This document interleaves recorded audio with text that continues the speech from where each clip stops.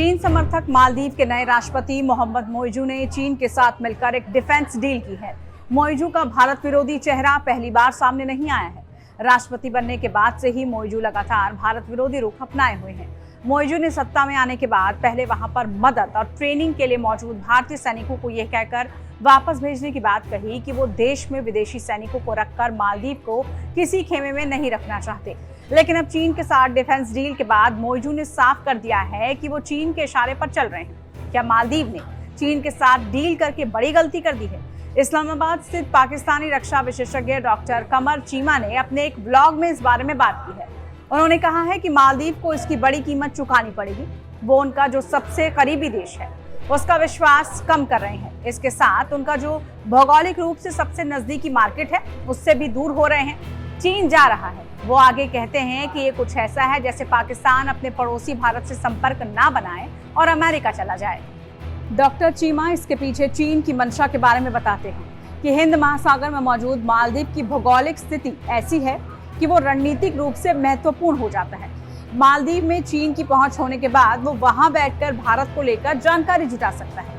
वहीं दूसरी तरफ अरब सागर में पाकिस्तान है जिसके साथ चीन के अच्छे रिश्ते हैं।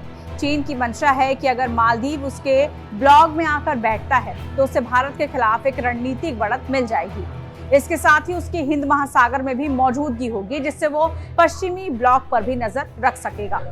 डॉक्टर चीमा मालदीव की इकोनॉमी की तरफ इशारा करते हुए कहते हैं कि मालदीव की अर्थव्यवस्था में 1/3 हिस्सा टूरिज्म इंडस्ट्री का है, जिसमें सबसे ज्यादा रूसी और भारतीय टूरिस्ट होते हैं। भारत के साथ तनाव के बाद उसकी टूरिज्म इंडस्ट्री को नुकसान होगा। हालांकि अभी चीन ने अपने टूरिज्म मालदीव में भेजकर ये बताने की कोशिश की है कि वो साथ हैं, लेकिन दूरी की वजह से ये ज्यादा व्यवहारिक नहीं दिखाई देता। वहीं भारत की अब लक्षद्वीप को टूरिज्म का हब के रूप में तैयार करने की योजना है। खास बात यह है कि लक्षद्वीप का समुद्र भी मालदीव की तरह है। इसके साथ ही गोवा पहले से ही प्रमुख पर्यटन स्थल के रूप में मौजूद है। ये सब ऐसे पहलू हैं जिससे मालदीव की स्थिति बिगड़ सकती है।